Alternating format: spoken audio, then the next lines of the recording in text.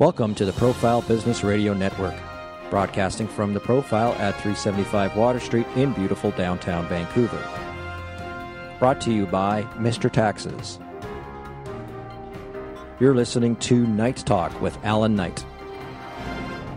Hello, everyone, and welcome to Knightalk with Allan Knight. Today, coming to you, as usual, from the Profile, downtown Vancouver and historic Gastown. And today, every week it gets better and better. Michael Zahora is the producer. Mike, wave to the people. Can they see you? No, they can't see me. We're actually live on video. On Google We're on Google Hangout. We're on Google Hangout Live for the first time. For the first time. And not only that, if people don't get the live show, they're going to get it archived through the podcasting. There's also going to be an archive podcast, and eventually we're going to upload the high-quality video to YouTube also. You guys have a sense of humor. I come in today and I see the lighting and what's going on? I would have got dressed up for this occasion. For You look great, Allan. You look great.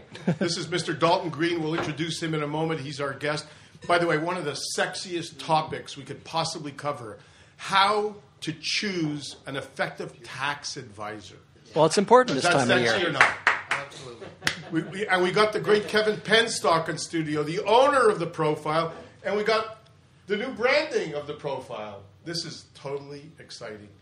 Kevin and I spoke probably a year ago about doing a talk show, and now the reality has come. We found Michael Zahora, who's producing the show, who's an expert on YouTube, audio, video. Kevin's profile, the environment here is unbelievable. It's a co-working atmosphere, co-working business atmosphere, which has all kinds of services for small business people. And, of course, we're launching the radio show, which is starting with Knightalk, but we'll expand with other shows in the area of business. So we're very excited to have all you with us, whether it's live or on archive. We're going to have a great show, and we're going to have a great guest. But before we get into that, we're going to talk a little bit about the Profile, because that's one of our sponsors. Mr. Taxes is one of our sponsors. The Profile is a co-working... Kevin, why don't you come here? Come and say hello to everyone. This is Kevin Penstock, because... Can we see Kevin here? Nice to meet you. Yeah, he's in view. Because weeks and weeks go by, Kevin, and we always talk about you, but people don't get a chance to meet you. Well, how you doing? I could pull up a seat and join you, and we could co-host this, but you know what? This is your show, and it's a fabulous show. In a nutshell, I look forward to it. Could you just tell people what the Profile, your 60-second elevator speech, what's the Profile? Well, we do have space here, like desks and a cafe and whatnot, but you know what? Most of all, we're a business club. So come on and get some information about theprofile.ca on how you can join a business club, and you can come and sit live and watch shows like this one. Wonderful. Thank you for your vision. I'm looking forward to taking this to a whole new level. Fantastic. Okay. If you're in Vancouver, you come down to the Profile, 375 Water Street, Suite 200. It is the most incredible. You can't really see it, but it's very quaint atmosphere. It's not a typical corporate atmosphere. An amazing place to do business and work together. And wonderful people like Dalton, wonderful people like Mike Zahora. As usual, I'm going to start with the theme for the week. Now, my theme for the week is developing a thick skin. And the reason I've chosen this particular topic, Mike, I don't know if you've seen in the Vancouver Sun, the Vancouver province, yesterday and today, there's a 22-year-old tennis player who just quit the circuit. And part of the reason she's quit the circuit is because of the ongoing stress that comes from cyberbullying, which is rampant in the sport world. In other words, all these people are on Twitter, and they're getting all kinds of terrible messages. People are ripping them apart. And, if you have a thick skin, you can handle it. But a lot of people are very sensitive. And if you start, like, for example, let's say you were on Twitter, Dalton, and people start ripping you apart. Sooner or later, it could get to you. So a lot of people get off Twitter, they get off Facebook. But the importance of developing a thick skin, and the reason I'm saying that, when in former generations, when we didn't have access to the internet, we didn't have social media, if a few people in school didn't like you, that was okay. But now we're open to the world. So we're also open to a lot of crazies out there who have nothing better to do to criticize because they don't have much of a life or they have a negative attitude. And their way of empowering themselves is by ripping ripping apart athletes, ripping apart famous people, ripping apart anybody they want to rip apart. And I really think that if we're going to get on Twitter and we're going to be on part of social media, it's extremely important to develop that thick skin. What do you think, Mike? Oh, I definitely agree. I mean, people online will say anything. You know, they don't have that filter anymore of, you know, if I say something to somebody's face, right, they're gonna punch me in the face, right? Yeah. And online, they just say whatever they feel like, and you know, it affects people. Yeah, and I think all the more reason why either we get really like wise about how we use social media. In some cases, if your business doesn't really need social media, you don't need to do it, or just get a fan page. But the other thing is developing that thick skin from within.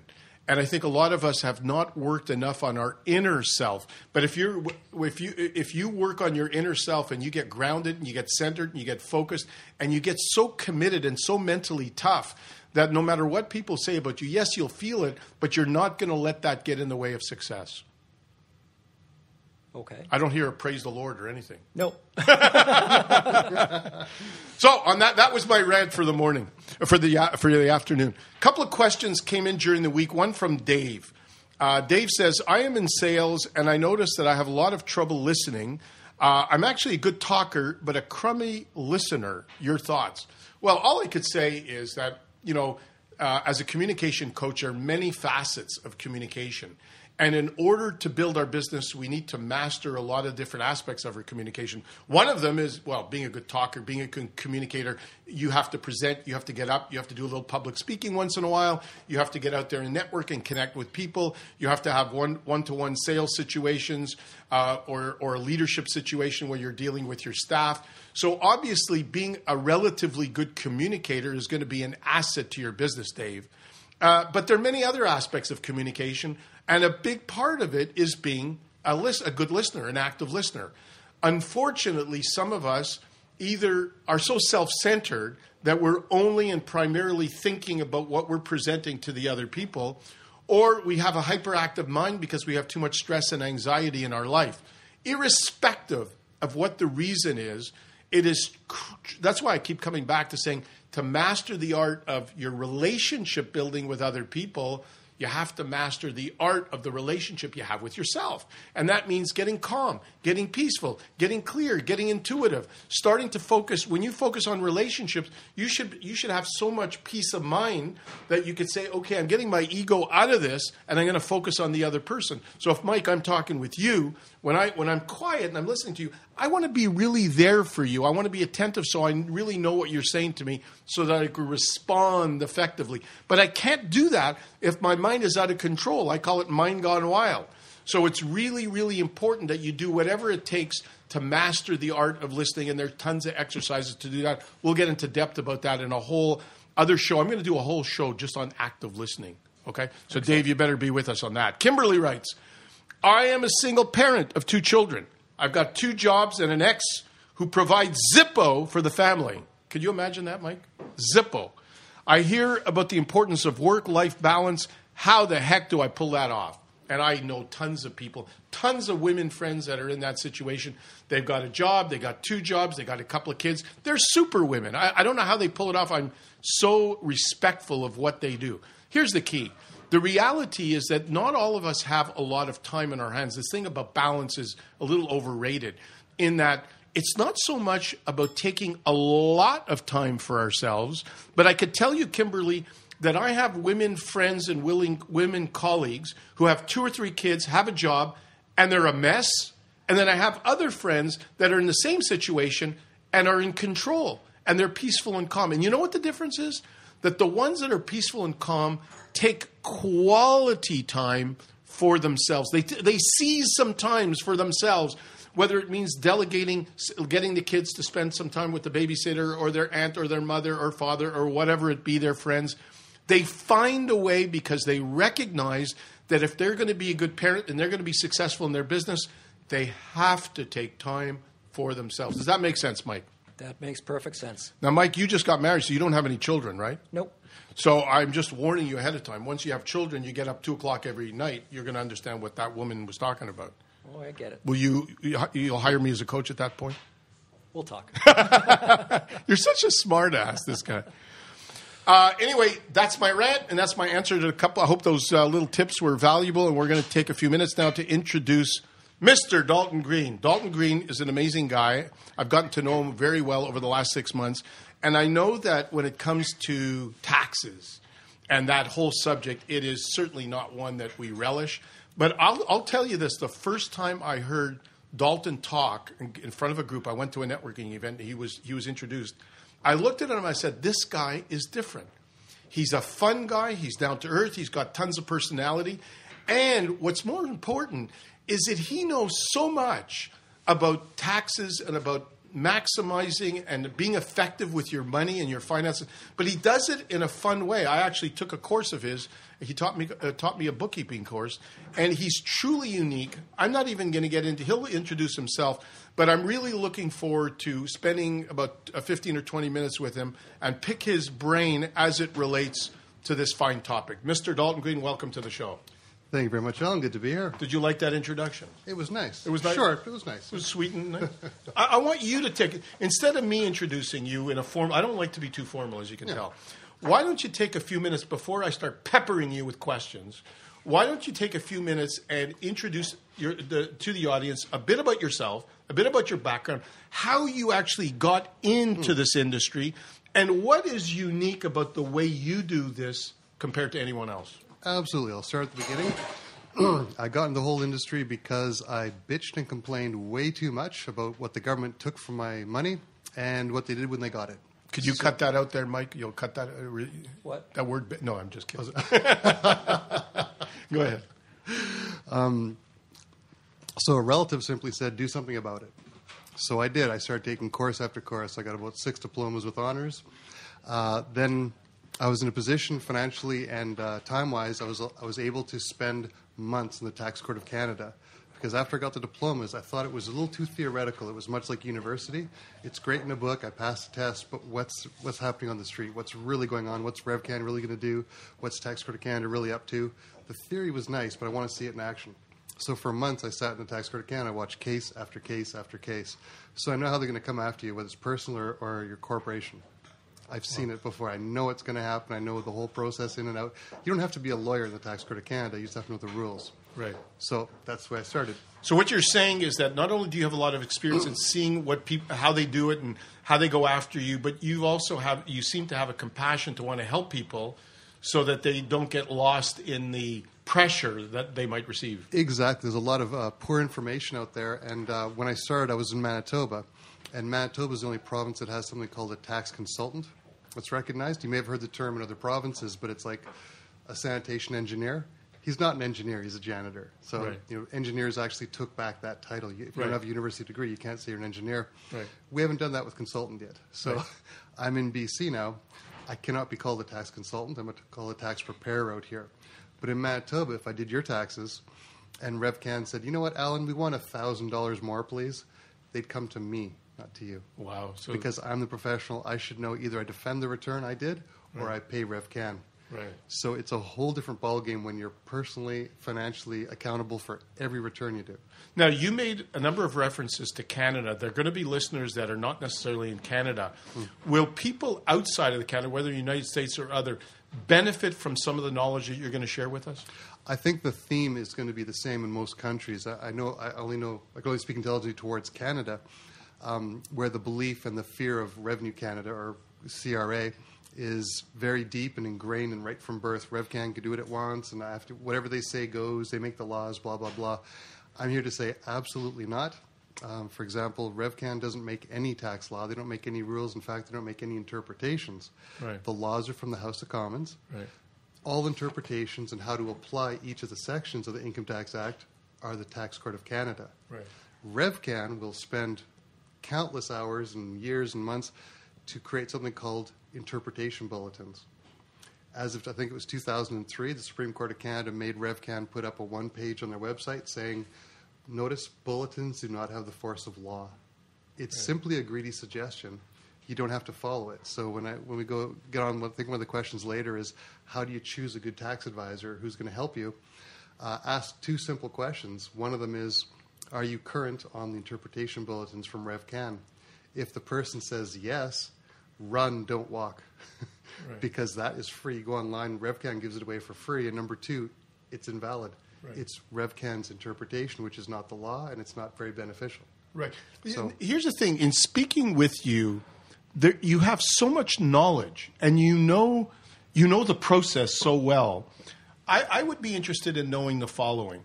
If you were to predict what percent of the public that do their taxes on a yearly basis get screwed because they don't know the ins and outs of the things that you know, what percent would you say? I'd have to say close to 90%. When Jean Chrétien was Prime Minister, Paul Martin was his Finance Minister, and they sent out 1 year, 1 million notices of reassessment to Canadians.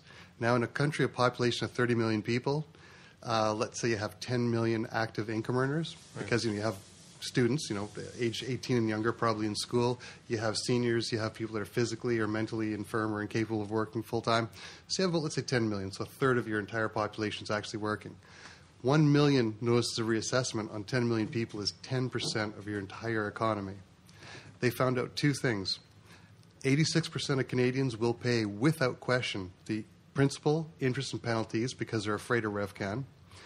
The other thing they found out, the 14% of people that objected, saying, no, I don't owe you any more money, 94% of the objections won. Wow. They know for a fact, if I can find this information out, anyone can, RevCan knows about 86% of whatever they send out will be paid without question. Wow. And so they do.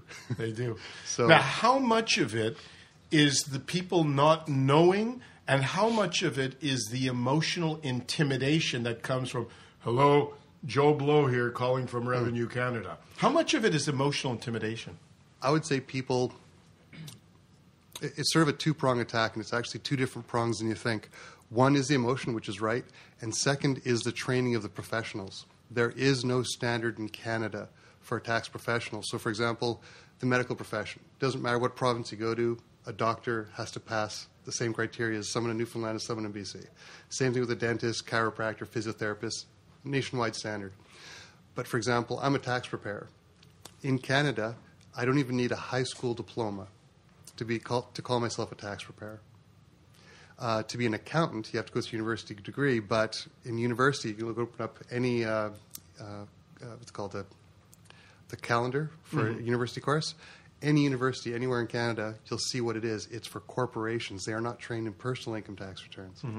You go to H&R Block or Liberty Tax Service, two American software companies, you'll get someone who has anywhere from 2 hours to 1 week of form training, not actual years of Income Tax Act study or Tax Code of Canada study or actual diplomas in personal tax. There is no standard. So just because someone has something on his card or a website or whatever, it doesn't mean a thing here. So you're saying the uniqueness of somebody contacting you is that compared to a lot of other people, you have a fairly thorough and comprehensive knowledge. But getting back to the question I was trying to get to, is the intimidation factor.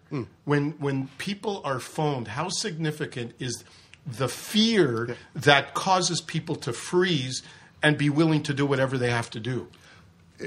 Absolutely impressive. For example, on a T1, a personal income tax return, there's a section for the phone number, and I tell my customers, do not put your phone number. You don't have to. It's not a requirement. Revenue Canada likes to see it there because if they don't have enough to actually send you a letter saying, we're denying this expense or we want more money for whatever reason, they will call you. And that's a fishing expedition. They have no real clue where to go, but after about 5 minutes on the phone with RevCan, you'll either cough it up or get stressed out, your voice changes and whatnot. They know where to look. Right. They're just fishing. Right. So I say, do not put your phone number on T1. There's no reason for it. If RevCan has any basis, they'll send you a letter, then you have time to defend yourself or get the right information and say, no, that's incorrect. Right. We're conditioned for things like a reasonable expectation of profit. From World War II until May 23rd, 2002, Revenue Canada would do something called denial of expenses based on reasonable expectation of profit. So what that would mean is, let's say I open up a small company. Year 1, I lost money. They let it through. Year number 2, I lost money. They let it through. Year number 3, RevCan, and I'm going to paraphrase and be sarcastic here, RevCan would jump into their time machine, go back to January the first year, put on their telepathy helmet, and say, Allan, you had no expectation of profit. we're denying expenses year 1, we're denying expenses year 2, we're denying expenses year 3. But since these first 2 years are already returned, interest and penalties on the first 2 years. Straight out denial of the third year, and therefore you have to pay us this money because you don't have these expenses deducted against your income. May 23rd, 2002, a fellow named Brian Stewart went all the way to the Supreme Court of Canada and said, no, this psychotic logic can't go on. How can you possibly do that? Supreme Court of Canada agreed and said, stop this. So RevCan, since 2002, weren't allowed to do this. Unless the House of Commons makes a law saying, yes, you can use a time machine and telepathy helmets. It's not going to happen. Last year, I had to read that court ruling out 6 times to Revenue Canada because I had a customer there who was being denied expenses for this reason. So we get on the conference call and say, RevCan, you can't do this. Why? Well, here's why. May 23rd, 2002. And I start reading it off. Let me ask you, when someone hires you, can they request almost immediately that you be the one to be in touch with them and communicate with them, and the individual no longer has to have direct communication? Absolutely. That's the best way. How does way. that work? If you're in that situation, absolutely. There's authorizing a representative, and there's forms for personal and for corporate. Right. Absolutely. It's one piece of paper, mail it in, and it's done. By the way, everyone, we're Knightalk here with Allan Knight, as usual, at the Water Street Profile. Sorry, we call it The Profile down here in beautiful downtown Vancouver. Kevin Penstock, the owner, is here. He's kind of watching us, and he's representing our audience today. And you just seem so content and happy, Kevin. What a great place this is, and we're really happy that the Profile is our major sponsor. And really, it's the network. It's the Profile Radio Network, and I'm just the first show that's going to be the first of many shows.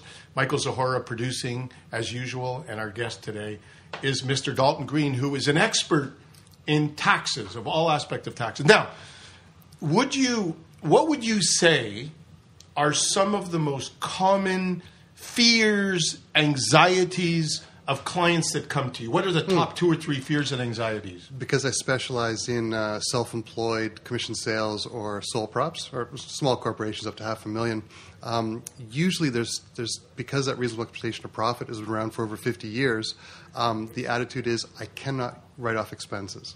Or I've seen people, for some reason, RevCan's sort of good at implying or hinting at certain things which are not exactly Income Tax Act proven, but let's say my income was X, my expenses were Y, I have 0 tax liability, so I stop putting in expenses. Right. I'm just wasting well, no, there's something called carry forward, and you carry forward up to 3 years. Right. Keep putting the expenses in, like plug them in, although they're useless to you. You can't get a bigger refund that year, maybe next year or the year after or the year after. Either way it does, and people just stop putting expenses in, saying, oh, it does me no good anymore, or I didn't make that much money, I can't put in my expenses. Absolutely not. I get the feeling, because I know I took a bookkeeping course with you, which we'll talk about in a second, but I get the feeling that every time I hear you talk and I speak with you and I get to know you, that you help to alleviate a lot of the fears and anxieties, because once a person knows the animal that's in the room, it's like, okay, it seems it's simple after. Perfect way to put it. It's because I spent so much time in the Tax Court of Canada, and again, I don't know the other court systems that well in Canada. Fortunately, I haven't been to them too often. But in the Tax Court of Canada, the judges are not former RevCan employees. These guys are either former defense tax lawyers or theoretical, like they just know tax law inside and out. They're not fond of RevCan. Right. So if you've never seen a judge swear at a lawyer in court on record before, go to the Tax Court of Canada. Wow. In Vancouver, it's 701 West Georgia, 2nd floor. They will rip RevCan apart. Yeah. It's beautiful. It's very good for morale. I don't know what this guy's all about, but I hope no one from RevCan is listening or watching the show. Dalton Green, www.greenfinancialonline.com. He has no fear. This guy has no fear at all. That's awesome. Dalton, do you work equally with individuals, solo entrepreneurs, and corporations? And if so, how much of a difference is there in the preparation of the taxes of both? Oh, perfect. It links right into the bookkeeping idea. One of the things that you usually come across is bad advice. And it's not bad advice as in incorrect. It just doesn't apply to you. So, for example, if you're a commission sales rep, I've created, as you know, a bookkeeping template in Excel with all possible forms of expenses, whether you're commission sales, self-employed, sole prop, or small corporation. But the rules are different. So if your commission sales, I will use the same template, hide different columns because you can't use them. And what I tell you for the columns that are still open is different than if in 2 hours, 2 hours later, I deal with someone who's self-employed. Same template, I hide different columns, and I give them different advice. Right. The rules are different for the exact. It's great. It's so hard to understand that in Canada because, hey, I have a restaurant receipt. Well, yes and no. Or I have advertising, or I have a percentage of my home office, or it all makes sense. It's the exact same titles, but the rules change. Okay, now, there are people out there listening that could choose any one of the following. They can go to HR Block.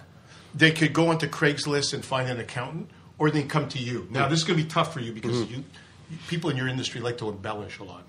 I want you to keep it simple. What are the top 3 things that are unique about you versus a traditional accountant and HR Block? Absolutely. But very briefly, 3 key things. Number 1, I specialize in personal income tax and small corporations, so anything under $500,000 and how they're related to each other. And that is rare in Canada. Number 2, I defend my returns for free.